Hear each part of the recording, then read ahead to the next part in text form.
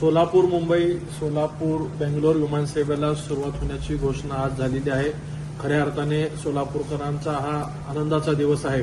मुख्यमंत्री देवेंद्र फडणवीस साहेब यांनी जो शब्द आपल्या सोलापूरकरांना दिला होता तो आज पूर्ण होत आहे. विशेषतः पालकमंत्री जयकुमार गोरेभाऊ यांच्या पाठपुराव्यातनं सोलापूरचा विकासाचा बॅकलॉग भरून निघतोय असं मी आज आवर्जून या ठिकाणी नमूद करेल. केंद्रीय हवाई उड्डाण राज्यमंत्री श्री मुरलीधर अण्णा मोहोळ यांनी सोलापूर गोवा विमानसेवा सुरू केल्यानंतर सोलापूर मुंबई, सोलापूर बेंगलोर त्याचबरोबर सोलापूर तिरुपती विमानसेवाही सुरू करून देण्याचा शब्द सोलापूरच्या कार्यक्रमात दिला होता. त्यासाठी महाराष्ट्र शासनाच्या वतीने विजेएफ देखील मंजूर झाला होता.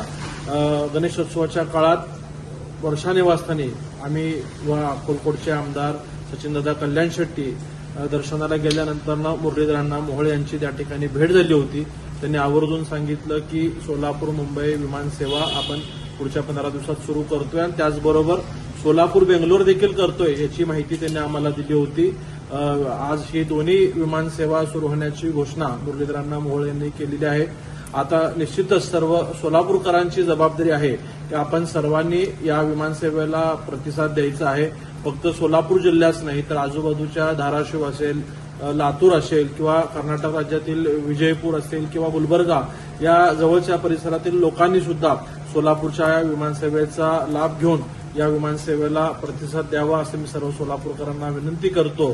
पुनश्च एकदा पालकमंत्री जयकुमार गोरे साहेबांचं मी मनापासून खूप खूप आभार मानतो.